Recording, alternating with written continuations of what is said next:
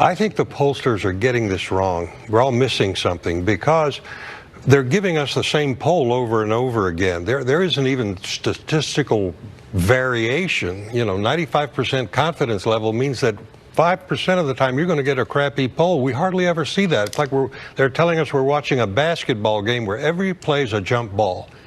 Somebody's missing something. What I think they're missing is a massive shift in voter registration underneath all of this. 31 states have voter registration by party. 30 of them in the past 4 years have seen movement toward Republicans. Miami-Dade County is now voting more Republican. Iowa was +1 Republican. It's now +10. And yet we're getting these surveys that I think are off base.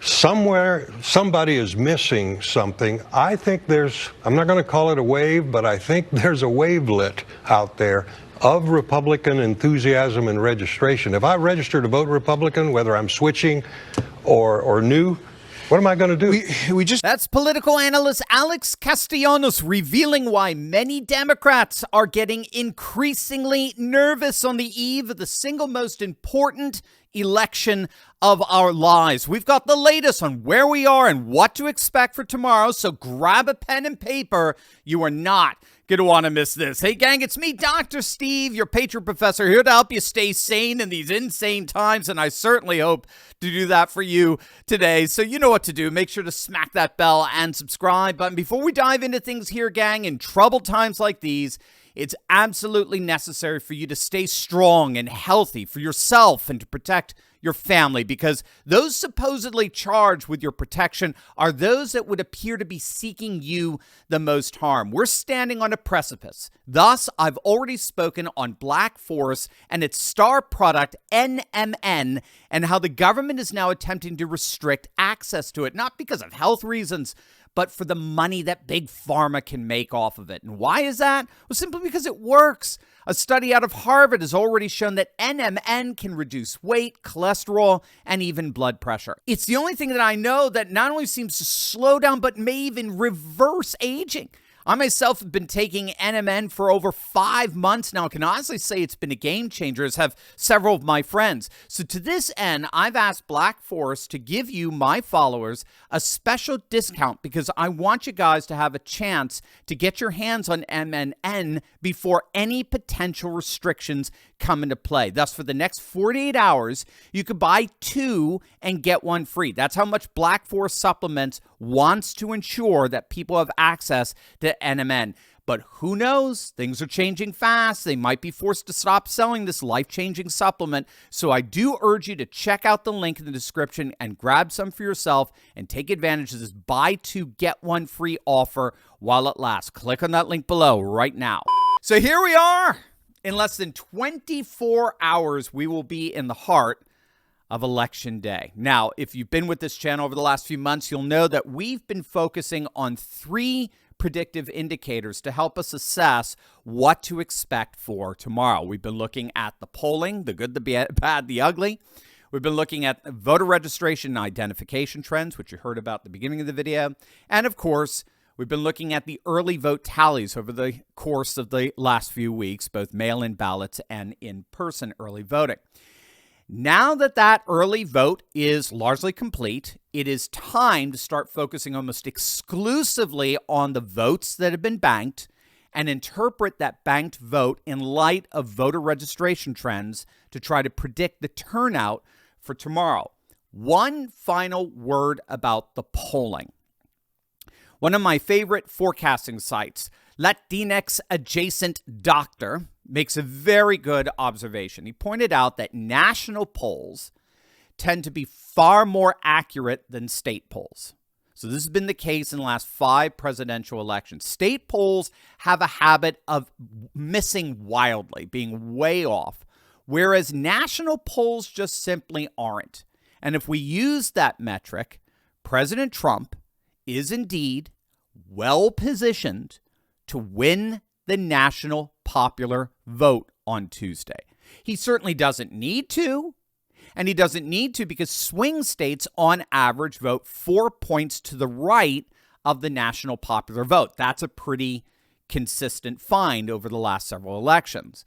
But that said, amazingly, that's exactly where we are. The Real Clear Politics polling aggregate gives Trump a very slight lead right now of 0.1%. He's never had a lead before, ever, going into Election Day, either in 2016 or 2020. In 2020, the RCP national average was off by 2.4 points. Biden was up by 7, but he ended up winning by 4.5. In 2016, the RCP average was off by 1.1 points. So, if a similar polling bias is baked into the cake at the current polling average, we can expect President Trump to win the national popular vote by at least 1% tomorrow. Also, when it comes to voter registration, as you heard political analyst Alex Castellanos note at the beginning of the video, voter registration and identity are actually the single most accurate predictive indicators for the national vote that we have on record. And according to Gallup's voter identification survey, the fall average for party identification forecasts a Republican +2 electorate. Again, Gallup often comes within tenths of a point in predicting the popular vote. I'm not saying they're going to do that tomorrow, but if the last 4 elections are prologue, if they are precedent, then the current forecast is a Republican +2 electorate tomorrow, which would translate into a very easy Trump win. Again, because swing states, on average, vote 4 points to the right of the national popular vote. Now, with that in place, we turn to the early voting. And a lot of people don't realize, but nearly half the nation has already voted. It's pretty stunning. 70 million Americans have thus far voted either by mail or in person. And here's the partisan breakdown of that vote. In 2020, it was 45% Democrat, 30% Republican, 25% independent in terms of the makeup, the demographic or the political makeup of the early vote. Now, today, Republicans and Democrats are tied, 40% apiece. Independents are actually down to 18%. The Democrats are going into election day tomorrow, having lost a 15-point edge from 2020, a 15-point edge that in the end only netted them a win margin of 40,000 votes. And that's, again, very key to making sure we understand what's happening right now. Kamala is in the position of hoping she can hold on to Joe Biden's 40,000 vote margin, even though the electorate has shifted 4 to 6 points to the right. That's, again, numbers don't lie. That's bottom line what she's facing. So right now, as we speak, Trump is either tied or he's leading in 6 of the 7 swing states. Trump is way up in Arizona by nearly 200,000 votes. He's up in Nevada. This is amazing because we've never seen this before. Remember, no Republican presidential candidate has won Nevada in 20 years. Nevada's just stunning. After a long-anticipated ballot dump from Clark County over the weekend, where Vegas is, the Republicans still lead by over 43,000 early votes. This weekend really was the Democrats' last hope. They got this massive batch of ballots from what's historically a very blue county. The Republicans had a lead, I think it was around 48, 49,000.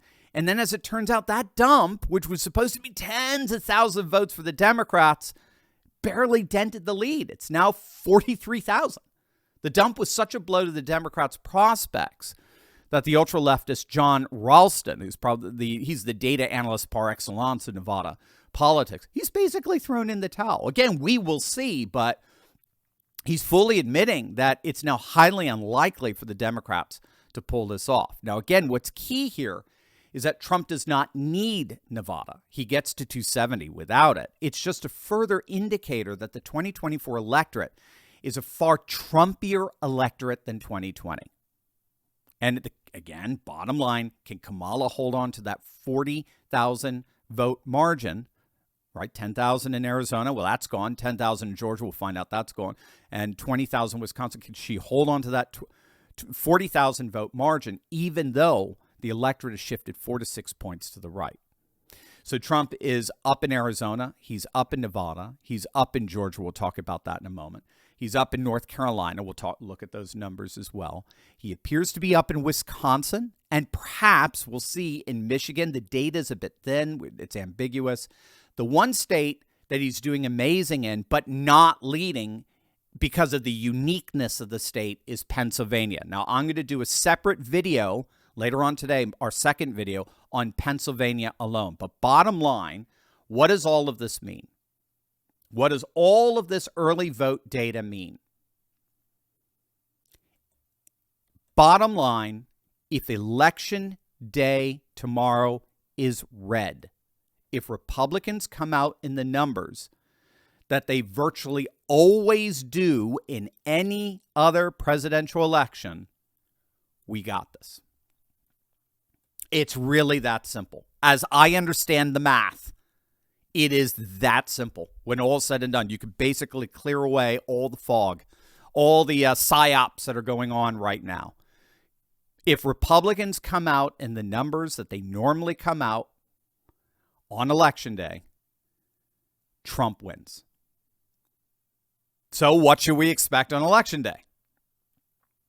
Well, again, if past is precedent here, we should expect a +9 male. You heard that right, a +9 male, +20 Republican electorate on Election Day. That's the average. So, for example, it was an R+30 electorate in Pennsylvania on Election Day in 2020.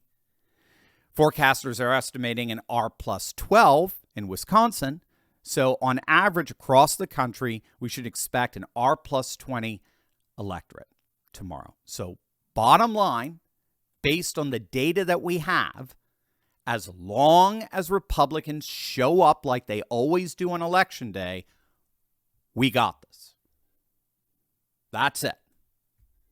That's all we got to do at this point. Steve Bannon was talking about this earlier today. That's all, I think, of last night. That's all we've got to, as long as Republicans show up like they always do on Election Day, Trump wins. It's that simple. So let me show you what I mean. Let's take a look at a few states. Let's take a look at North Carolina. North Carolina just wrapped up their 17-day early voting period. And here are the results. 4.4 million votes. It's about 80% of the expected electorate there in North Carolina. As we speak, when all ballots are counted, including independents based on how they voted in 2020, the Republicans have finished early voting with a 41,000 vote lead. So if today was the day and we just ended this election and we counted all the votes, North Carolina, Trump would win by 1%. Now, to put this in context, were we to do that in 2020, he would be losing by over 200,000 votes. Republicans never, ever have finished early voting in the lead ever in North Carolina. The Democrats were leading, but actually the Democrats were leading by nearly 300,000 votes, over 290,000 votes at the end of early voting, same time in 2020. In 2016, Trump lost mail-in and in-person early voting by nearly 217,000 votes. Now, of course, he went on to win North Carolina in both 2016 and 2020. So Democrats generally go into Election Day with a 4 to 5% lead. But the problem for Democrats is that North Carolina tends to vote about 6 points to the right of the national popular vote. It is by far the most right-leaning of the swing states. They did that in 2012. They did that in 2016. They did that again in 2020. North Carolina tends to vote just shy of 6 points to the right of the national popular vote. So not only are Republicans going into Election Day with the lead for the first time ever, in this case a 1% lead, but if Trump is winning the national vote by, say, 1%, that means we're going to see something akin to a 5 or 6 point win in North Carolina. So what are we expecting on Election Day? Well, in 2020, the Republican turnout in North Carolina was +30. Same thing happened in the midterms with Ted Budd. Ted Budd won the Senate with a Republican +20 Election Day electorate. So with the Republicans going into Election Day with a lead, We just need a slightly more Republican electorate than Democrat, of course, including right-leaning independents. And the average turnout from the last two elections predicts precisely that, and then some. Our good friend Seth Keshel is predicting a Trump win of around 5%, which lines up precisely with the way North Carolina generally votes in relation to the popular vote. Let's take a look at Wisconsin. A lot of talk about Wisconsin lately. Very interesting. So Trump is currently outperforming Senator Ron Johnson from 2022 when Johnson won re-election by a couple of points. Trump is outperforming Johnson by 9 in the early voting. Now, on Election Day, the two most liberal counties, Dane and Milwaukee County, are forecasted to make up only at about 18% of the total Election Day vote, with the rest of the vote made up of very red, very Trumpy counties where Trump is going to win by an average of about a 32-point margin, like he did in 2020. Madison University is predicting a plus 12 Republican electorate tomorrow on Election Day. And so, again, one of my favorite data analysts, Latinx adjacent doctor, is predicting a 3-point Trump victory in Wisconsin. Again, we don't know that, but based on where the Republicans are right now in their early voting, if the typical Republican plus 12 electorate comes out on Tuesday, Trump's got this. Let's take a look at the numbers coming out of Georgia. The rules in Georgia, the rural vote, I mean, it's just absolutely insane. We've got upwards of 40 counties, deep red Trumpy counties, that are all well above their 2020 early vote totals. According to TargetSmart, Republicans are leading the Democrats by just over 100,000 votes in Georgia. Now, admittedly, the caveat here is that Georgia is very difficult to model because they don't register by party. So this is based on the massive amount of vote that's coming out of the more Trumpy areas in Georgia. Some forecasters are putting Trump just a little bit under right now, maybe about 1 or 2% behind Kamala, just to be conservative in their overall vote projections. Again, by comparison, Democrats were up over 5 points in early voting back in 2020 and only pulled off a 10,000 vote margin win for the Democrat. And so with that, Election Day is likely to be Trump around plus 24, banking 1.4 million ballots and netting him over 300,000 votes. Again, a key bellwether for Georgia is Duval County. We've talked about that. Duval County in northeast Florida, where Jacksonville is. Where Duval goes, Georgia goes. Georgia actually votes a few points to the right of Duval, but Duval is a very good bellwether county for understanding where Georgia's going to go. Duval County, even in 2020, Duval County went for Biden by about a point. And, of course, Georgia went for Biden by about 10,000 votes. Georgia always votes a bit to the right of Duval, but they parallel each other every election over the last few decades. And as we speak, Duval's early vote is clocking in at Republican plus 2. It's going to be a small margin, but that's the key. You're looking at a Republican margin. That means... and by the way, it should come out, especially Florida's electorate, to about a plus 3 on Election Day. So it's no coincidence that I'll wrap it up with the latest polls here. The latest poll come from Rasmussen, our good friend Mark Mitchell, in Georgia, has Trump up by 5. That would fit with the bellwether voting pattern of Georgia voting a couple of points to the right of Duval County. So bottom line, as things stand, Republicans just need to show up tomorrow. I will be one of them. I always vote on Election Day. I will miss a video. If you're like, where's Dr. Steve's video? I may be stuck in a line here in Delaware. I am not going to. Nothing can stop. I will crawl over glass, shards of glass, to vote for number 47. So bottom line, Republicans just need to show up tomorrow. If it is a red electorate, we got this. So that means ultimately, gang, it is up to us. Get your friends, get your loved ones, get everyone you know out to vote on Tuesday. And let's make this the reddest electorate we've seen in a generation. God bless.